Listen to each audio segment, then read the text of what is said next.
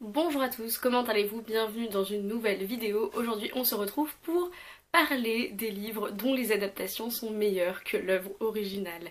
Ce n'est pas du tout l'expression la plus courante, l'opinion la plus courante. L'opinion la plus courante évidemment, c'est que le livre est toujours meilleur que le film ou que n'importe quelle adaptation, du coup en série, etc. Toujours, toujours, toujours, sauf que je ne suis pas d'accord avec ceci. Il est vrai que dans la plupart des cas, le livre est souvent, très très souvent meilleur que l'adaptation, mais j'ai envie de vous présenter trois livres dont les adaptations, pour moi, c'est toujours mon avis, seulement mon avis, étaient meilleures que leur œuvre originale. Le premier dont j'ai envie de vous parler, c'est celui que je viens juste de terminer en livre, et c'est Il faut qu'on parle de Kevin de Lionel Shriver, et j'ai beaucoup plus apprécié le film. J'ai vu le film il y a très très longtemps, enfin très très longtemps, c'était il y a genre 4 ans, donc ça commence à faire quand même, et je m'en souvenais quasiment comme si c'était hier, donc effectivement, quand j'ai lu le livre, je n'ai pas eu de surprise, c'est-à-dire que je me souvenais tellement bien du film, qui avait tellement été bien fait, qui était tellement bien, bien tourné, les acteurs étaient géniaux, il y avait Tilda Swinton et Ezra Miller qui sont absolument fantastiques, et maintenant, après avoir fini ce livre, j'ai qu'une envie, c'est de regarder à nouveau le film. Mais dans ce livre, j'ai trouvé qu'il était quand même très long, c'est-à-dire qu'il fait 600 pages et c'est très très long parce que fondamentalement, la plupart du temps, il ne se passe rien. Mais dans le film, le format en tout cas, était vraiment adapté à ce genre de narration, et j'ai trouvé qu'on s'ennuyait moins dans le film que dans le livre. C'est-à-dire que pendant que j'ai regardé le film, j'étais tellement paralysée, traumatisée, pétrifiée que je n'ai pas pu m'ennuyer pendant ce livre. Il y a eu des moments où je me suis dit c'est vachement long quand même, peut-être parce que je savais ce qui allait se passer, peut-être parce que je savais déjà voilà l'histoire en général. Il faudra voir avec des personnes qui l'ont lu d'abord, mais moi en passant du film vers le livre, effectivement j'ai trouvé que le film avait quelque chose de plus. Peut-être la performance des acteurs, la performance de Tilda Swinton et de Ezra Miller qui joue extrêmement bien Kevin et qui est absolument glaçant. Et c'est vrai que j'ai plus été choquée par le film que par le livre, mais encore une fois, peut-être parce que j'avais vu le film d'abord. Le deuxième dont j'ai envie de vous parler, je ne peux vous montrer ni le livre ni l'adaptation, c'est le livre perdu des sortilèges de Deborah Harkness. Là par contre, du coup, ce livre a été adapté en série qui est A Discovery of Witches. Donc là je vous mettrai les deux images ici.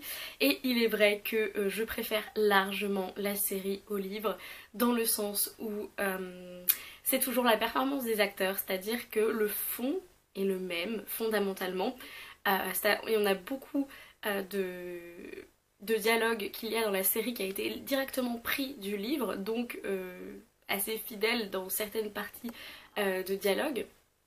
Malheureusement, moi, là où ça a pêché dans le livre, c'est que j'ai trouvé Matthew et Diana complètement vides, absolument pas complexes, qui n'avaient aucune présence tangible, alors que dans la série A Discovery of Witches, j'ai trouvé que Teresa Palmer et Matthew Good jouaient de très bons Diana et Matthew, et qu'ils étaient plus crédibles, qu'ils étaient plus complexes. Qu'ils faisaient plus leur âge aussi, parce que j'ai eu le même problème que pour Il faut qu'on parle de Kevin, c'est-à-dire j'ai d'abord regardé l'adaptation et ensuite j'ai lu le livre. Mais du coup je me suis peut-être attachée à l'adaptation plus qu'au livre, puisque j'ai vu l'adaptation en premier et c'est elle qui m'a captée et qui m'a intéressée. Mais Matthew et Diana sont censés avoir la trentaine, entre 30 et 40 ans. Ils sont entre trentaine pour Diana et plus quarantaine pour Matthew, même si c'est un vampire, donc physiquement en fait il s'arrêtait de vieillir à 37 ans, mais il a 1500 ans. En fait, dans le livre, j'avais vraiment l'impression de lire des clichés, des clichés sur pattes, des adolescents cucu, gnangnan, qui savent pas ce qu'ils veulent, qui étaient vraiment pas adultes. Et en fait, le pas, je trouve, qu'on a essayé de prendre dans la série, c'est que oui, ça s'adresse quand même et ça se sent à un public assez jeune. Mais on a vraiment essayé de faire le portrait de personnes qui sont un peu plus âgées, qui n'ont pas la vingtaine, qu'on a essayé de montrer qu'ils avaient eu une vie avant, qu'ils avaient des expériences de vie et ce que j'ai aimé dans A Discovery of Witches, c'est que Matthew n'est pas un gros macho dans la série, alors que dans le livre quand même je passais mon temps lisant à lever les yeux au ciel et à me dire mais ah, il se place là lui. C'est-à-dire que déjà dans la série je me suis dit waouh, il y a des moments quand même il prend des décisions pour elle, c'est archi chiant. Mais alors dans le livre, c'est 10 fois pire. Pour résumer, j'ai été assez conquise par la série, malgré toujours des clichés, etc. Le fait que ça s'adresse à un public assez jeune, avec des fois des raccourcis dans l'intrigue. Mais en tout cas, le livre, j'ai eu extrêmement de mal à le lire. Et le dernier dont j'ai envie de vous parler, je vous ferai ensuite ce petit bonus, mais c'est The Handmaid's Tale de Margaret Atwood, La Servante Écarlate, puisque La Servante Écarlate est une très bonne lecture, c'est une lecture 5 sur 5, voilà, il n'y a pas à discuter, c'est extraordinaire. Mais je ne sais pas comment la série a réussi à faire pour... déjà le niveau de La Servante Écarlate était là, mais alors la série a mis le niveau encore plus au-dessus. Et c'est ce que tout le monde m'avait dit, que le livre était pas forcément le mieux, mais que la série était géniale. Alors moi pour le coup, j'ai adoré le livre, vraiment j'ai trouvé qu'il était très bien. Mais alors la série, elle va mais... Je regardais la série, je me disais comment on peut être encore plus excellent qu'un livre qui est déjà excellent en fait. Et j'ai trouvé que c'était un tour de force, j'ai adoré cette adaptation. Je n'ai regardé pour l'instant que la première saison qui correspond du coup assez précisément au premier livre, au livre The Handmaid's Tale. Et je pense que ce qui me marque à chaque fois c'est autant le décor qui est exactement ce que j'avais imaginé, le jeu d'acteur qui est splendide et notamment la décision de rendre Serena Joy et le Commander beaucoup plus jeunes, plus dans l'âge de June. C'était aussi assez intéressant parce que du coup ça mettait encore plus de tension et là où on pouvait ressentir beaucoup de compassion, on pouvait ressentir quand même de la compassion pour eux, pour Serena Joy et le Commander dans The Handmaid's Tale, j'ai pas réussi à retrouver cette compassion dans la série, c'est-à-dire que j'ai réussi à retrouver de la compassion pour Serena Joy, mais alors pour le Commander, je me suis dit ah non lui, il a aucune excuse, jamais, à aucun moment. Mais il y avait des discours dans la série, des moments où tu avais juste envie de faire...